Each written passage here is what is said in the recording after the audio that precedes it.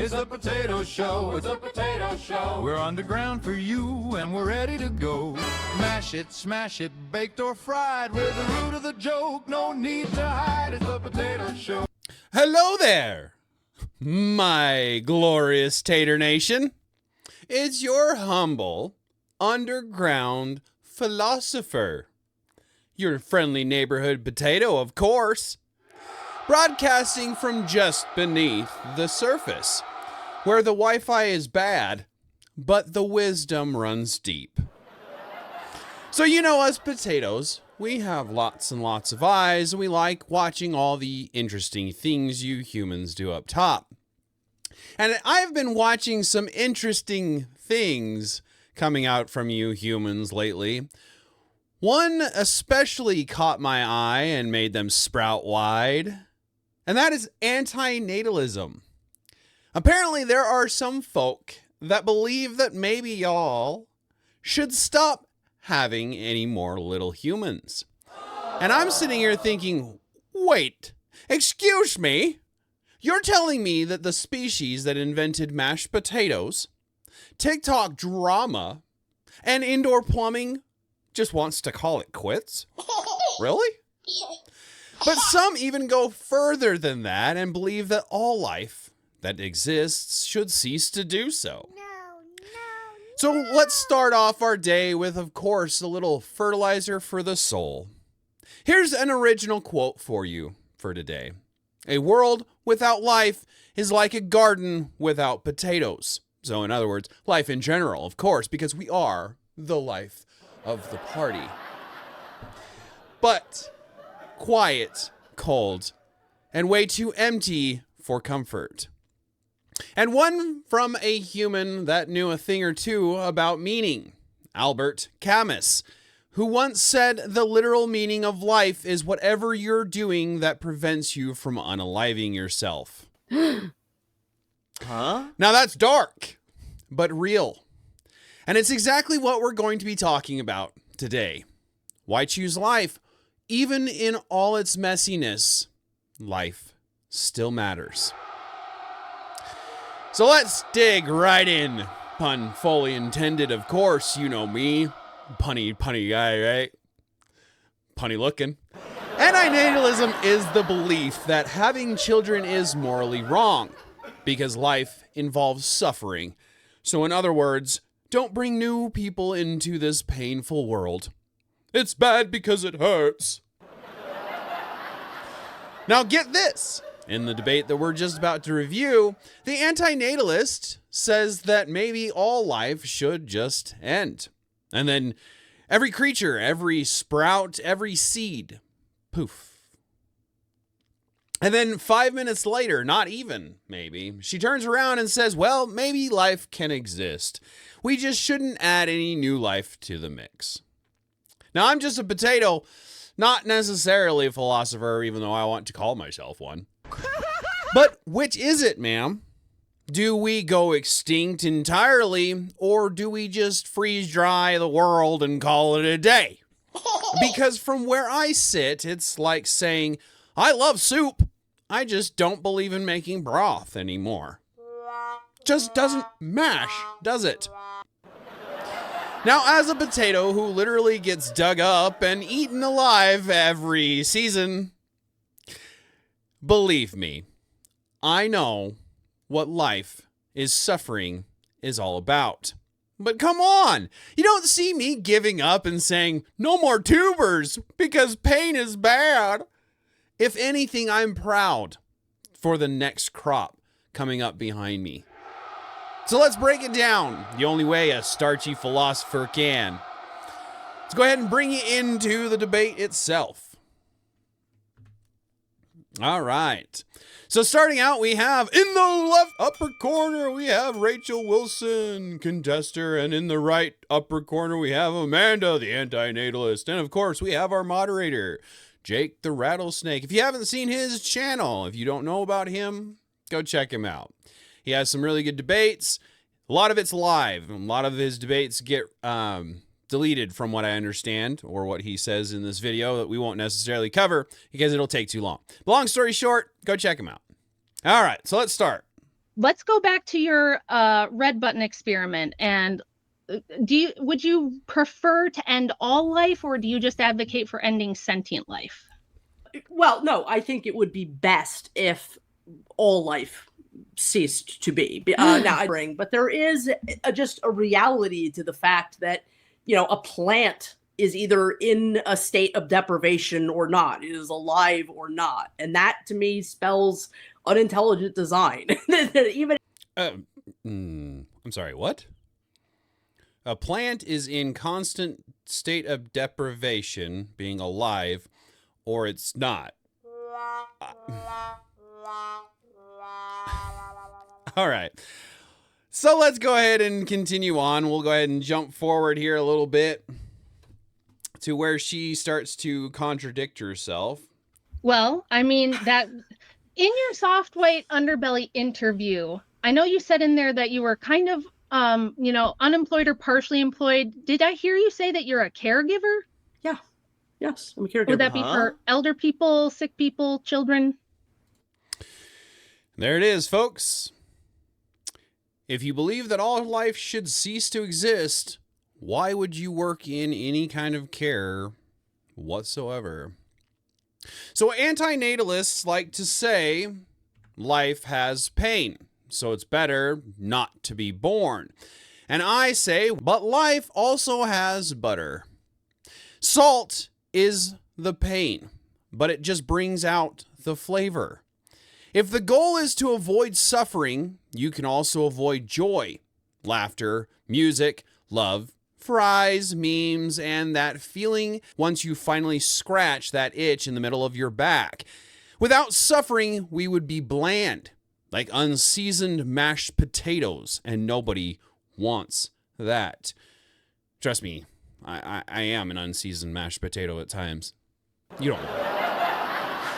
So what is a little existential dread between friends anyway? All right, so let's go back into the debate, and we'll jump forward a little bit here. Let me find my mark. Say that it is better not to make people suffer. And the best way to not make people suffer is to not reach out into nothing and pull somebody out of it for absolutely no reason. Well, since you've already conceded that we do not have the technology to wipe out life right now, you and I, at best, we have a few decades left in this mortal coil. Sure. So remember the comment about reaching out into nothingness and grabbing something for no reason, or however she put that. It'll come into play. Decades you have left, you get some sort of purpose from putting these ideas out there. Sure. You've taken the trouble to write a book. You've been making videos for almost 15 years. You're here. So what is it that you would prescribe? What are your prescriptions for what we ought to do and why should we do them? I don't want to assign we're all those of us that are already here. Let's live out the rest of our lives if we choose to. I believe that people should have the ability to, with medical, intervention, end their lives if they decide to. But let's live out our lives. Let's not make anybody else live it, and then let's just exit it. And let's try to see what we can do in the most compassionate way possible for the rest of sentient and non-sentient life. Let's put nothing else in harm's way. The thing is she's contradicting herself almost every other comment. She's saying that all life should cease to exist, and that then she's a caregiver. But then we should just quietly exit as we leave. We shouldn't create any new. But then later she then turns around and says that the red button experiment or theory she would get behind. So now some anti-natalists say humans shouldn't reproduce because you hurt the planet. And I'll admit the plastic turbine blades and pesticide sprays aren't exactly helping me sleep at night. But hey, who's working on fusion energy, reforestation, and biogas digesters? Well, shoot, that's you humans. And props to you. If all the good humans stop existing, You know who takes over? The cockroaches! And between you and me, those guys have no sense of humor. So how about instead of no more humans, we go for better humans? Teach our kids not to litter, not to waste food, and maybe, just maybe, not to spray my cousins with Roundup. I mean, you're either throwing things into it, the possibility of suffering I'd or like not. to walk through the practical implications of what you'd like to do. So I know that you've done some work with the organization Stop Having Kids, right? A little bit, like just, maybe showed up to some of their events. So if you guys got your wish and you convinced most people to stop having kids, we're not talking about ending anyone. We're not talking about deleting anyone. We're just talking about not making new people. Mm-hmm. What do you think would happen if you guys got your way? World population it's already, I mean, if people think that Amanda's crazy and this debate isn't worth having, just take a look at the birth rates right now. Yeah. Okay. But they're not because being convinced by technology anti-natalism. and liberal, Let's also be clear about what's that? People aren't choosing not to have children because of anti-natalism. No, they may not be in a whole choosing not to have kids because of the ideology of anti-natalism, but that is feeding into it, yes. And if you haven't looked into the birth rates, do it. You are not overpopulated. If you have not looked into your replacement rates, your birth rates, do it. You're not overpopulated. Humans are dropping. It needs to stop. All right, so let's see. We've got... and that their suffering doesn't go on and on and on. We're either going to value that, or we're going to allow animals to inherit the earth. Now, anti-natalism is not a monolith on that subject at all. There are forms of anti-natalism, like the voluntary human extinction movement, that does believe that we should allow the animals to inherit the earth. That is not my view. I believe that we should do something to... What should we do? I don't know. And that's, I am not, I mean, I'm trying to make an argument for what I believe is the correct path. Now, how you implement that, how you engineer a graceful exit for all of sentient kind or all of life, it's a lot more than a schmucky little artist, can figure out. And I've said that again and again and again. I believe that this is sort of something that humanity needs to take on as a future project.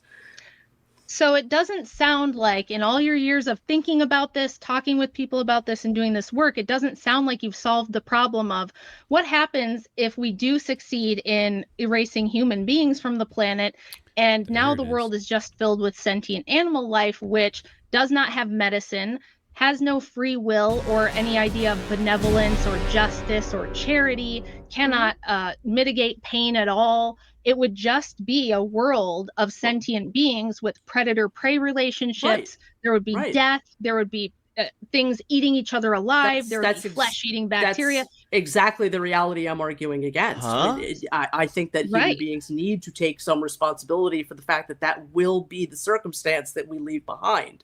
But now, we've already established that you don't know of any technology that could ensure. Well, I don't. Human beings have gone to the moon. I mean, I'm sure that if humanity as a greater whole than a... So, like I had mentioned, contradiction. If humans help and are the benevolence in the world where animals don't care about feelings, they do some pretty interesting things, we'll just say that. I've watched from underneath the soil. But if humans were to just leave, then what would be left behind? What would become of the plants like potatoes and animals like sheep that have no real defense against the wolves and natural predators in the world?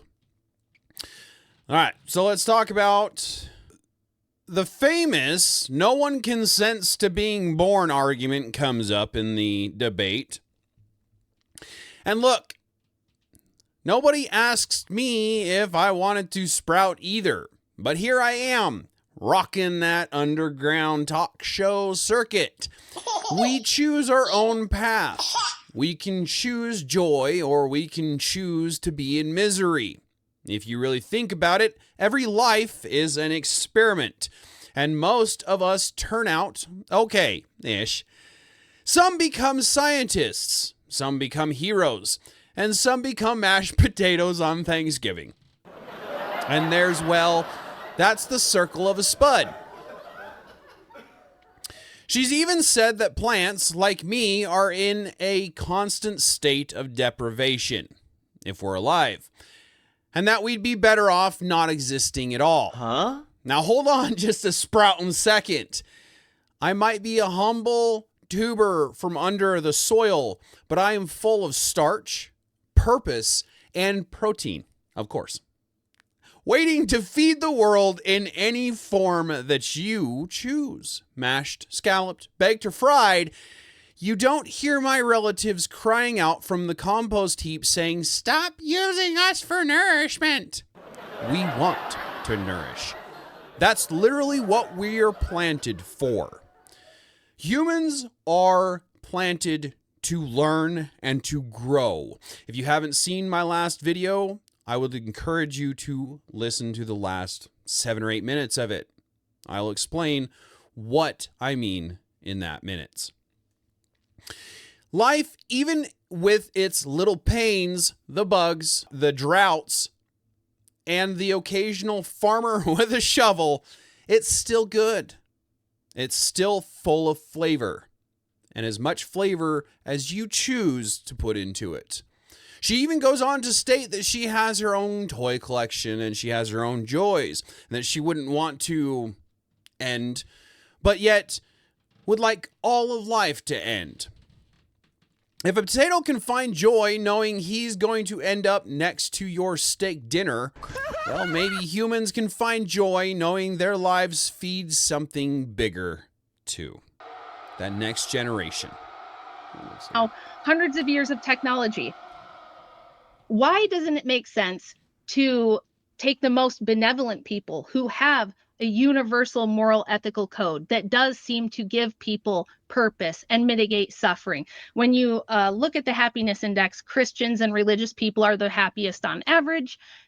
But even more than that, people who are like born sick and live lives filled with suffering say they want to exist and that they do find meaning in their suffering. Why not lean into that? Why not push for a more pro-natalist policy with less animals? Because animals have a much more suffering existence. So more people, less animals, less suffering from your utilitarian worldview. And that's just it right there. Like she just said. Rachel points out a lot of really good points in this debate. If you'd like to go view the whole thing, as you can probably see in the bottom left corner, or no, I'm blocking your view. Sorry. In the bottom left corner is a timer, and it's 2 hours and 38 minutes long. This debate is. Obviously, I'm not going to put you through that, so I'm going to be covering just as much as I can. But please go check the whole debate out. She gives some very good points, and the anti-natalist lacks on many, as well as contradicts herself on many occasions. I'm going to jump a little bit into the debate. Be made available to all people. I have my life while I'm still alive has utility because I can make these arguments, and that's what I've dedicated. So she's saying that she has found purpose in telling others that they have no purpose, is essentially what she's saying. Did my life to doing. What if the rest of us who do believe in God, or we just believe that life is better than not existing, or just want to find the joys in the minute to minute? Why does the idea that we have to not suffer at all? I suffer, guys, but I don't go on the internet and complain about it. I don't try to get people to stop growing more potatoes. If anything, I want to grow more potatoes. I want to grow as many people into that Tater Nation that I can. Tater Nation, wake the Bring that ground. unity back to us. We believe existence is a net positive, and we believe that people like you are a threat to that. What if we just go ahead and decide that the moral thing to do is get rid of people who are espousing that the rest of us never exist and that our children and grandchildren never exist? All right, so she's literally just taking her argument, putting it back to her. If you think that all life should cease to exist, then you're potentially a concern to me. So if you think that, then why can't I think that? Let's see how she reacts. Well, I would say that you're the one making the threats and I'm not, Rachel. I'm sorry, what? That's a I'm little not bit making a threat. that's I'm quite asking threatening I'm not. dialogue to come from you. She wants to end all life. No, no, no. But to protect us, protect the ones that want life, that is a threatening action. No, that's a defensive action. I'm not Look, threatening. my I'm asking from your own mission worldview. as an anti-natalist is done because I have put my ideas into your brain. I have allowed your ideas into mine, and that's really all I'm asking for. I'm just trying to make arguments, okay? I want to be clear. I'm not making a threat. What Well, I'm it is doing a threat. Let me talk. It's an internal critique of your own worldview, from your own negative utilitarian worldview. That feels pretty if you were external to to sit me. down and do the math, and everybody agreed that the anti-natalists, and specifically the ethalists or the pro-mortalists, who are people that think that it would be better to end all life, if we sit down and do the utilitarian math and decide that you are a net negative, is it moral for us to eliminate that threat? No, of course. No, of course not. You can't eliminate me, but I can eliminate you. I can come up with an idea to make quote unquote made available to everyone. Now, what is the outcome of that? When humans are already dropping off like they're going out of style. To be morally consistent from your own worldview, if everybody because got my together and did the worldview utilitarian is- math, and she's going to just keep interrupting because she doesn't want to hear this because it's a defeater. Go ahead. If we decide that that this worldview is a bigger threat to us than it's worth, and we do the utilitarian math and we decide this is a net negative, would it make sense then to eliminate people who advocate for ending all life on this planet from a utilitarian perspective, yes or no? And if no, please tell me why not. From a utilitarian perspective, if all you care is maximizing happiness and somehow my worldview is making you miserable. I'm sorry, who's trying to maximize happiness here? Contradiction after contradiction, guys. I don't understand this. Rachel is advocating for both sides, misery and joy. Amanda is advocating for, well, neither. She's advocating for ending of everything, but that would essentially be it's all about joy to her. Yeah, but I think there's other.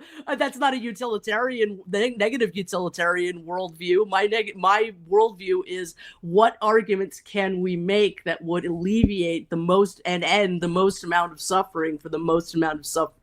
So again, who's prioritizing happiness? As sentient beings.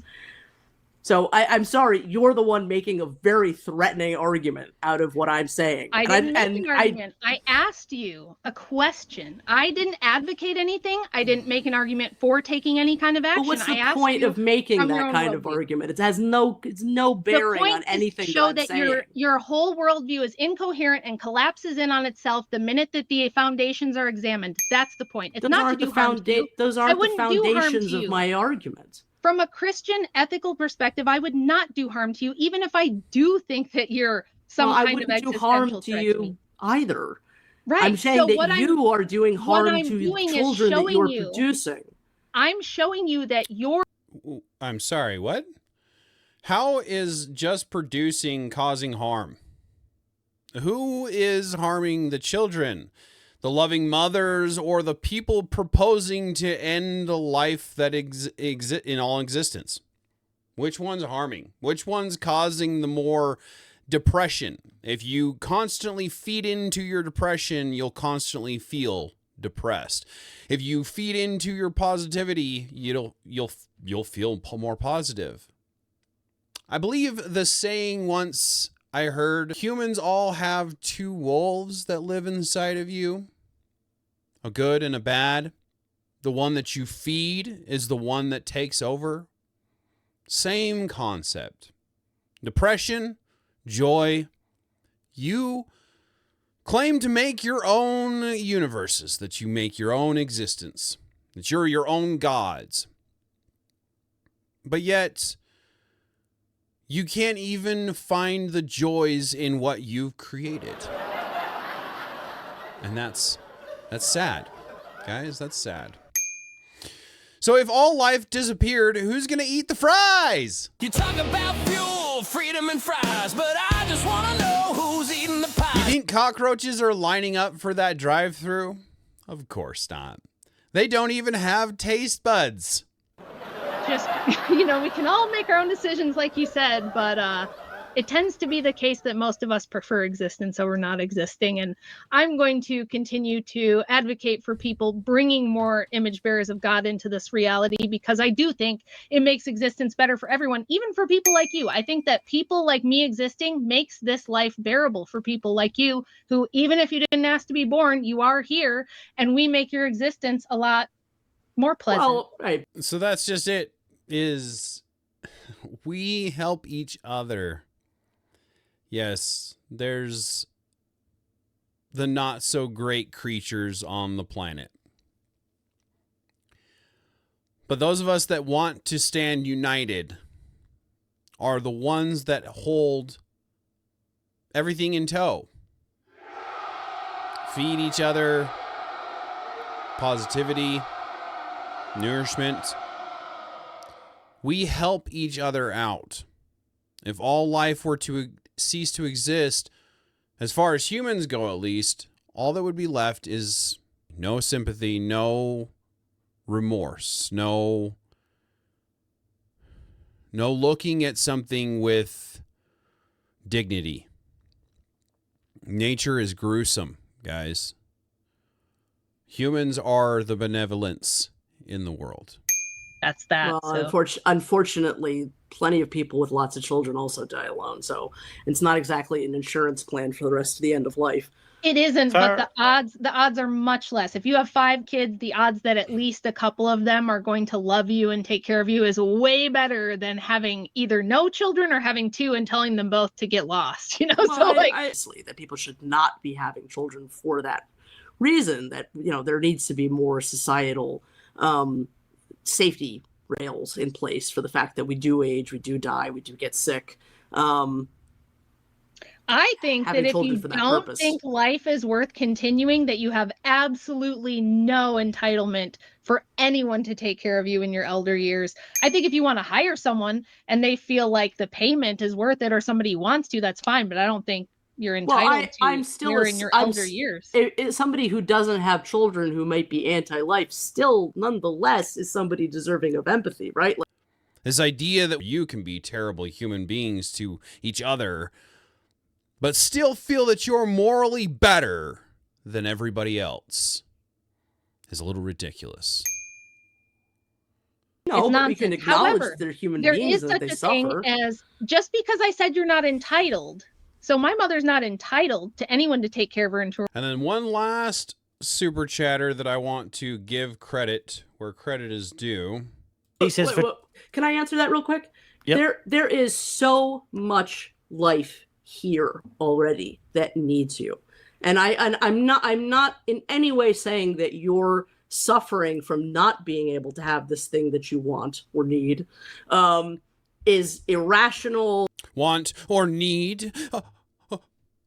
We shouldn't be producing more. We just reach out into nothing for no reason, but you can need it.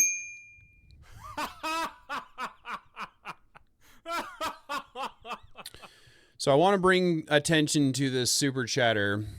I'm unable to have a child. My heart and soul hurts. That's evidence to me that having children is biologically, genetically encoded in us by our Creator, by God, by the Big Bang, or whatever floats your boat.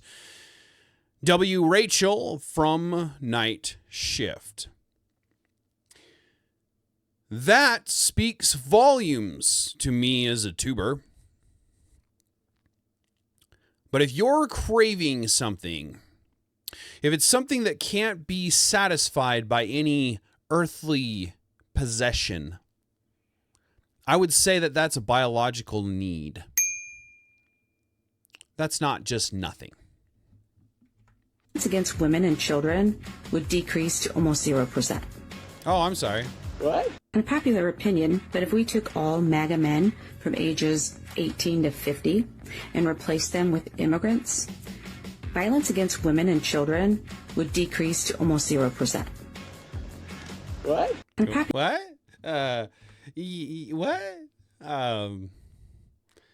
That's one way to be anti-natalist, I guess.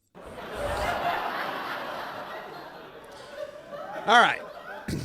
So this episode has been brought to you by Sprout Right, the life-affirming fertilizer.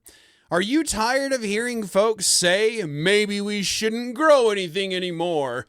Well, at Sprout Right, we believe every seed deserves a chance to break through that dirt and reach for the sun. Packed with neutral nutrients and a dash of hope, Sprout Right helps gardens and people remember that life is worth cultivating, because whether you're a potato in the ground or a person above it, every sprout matters.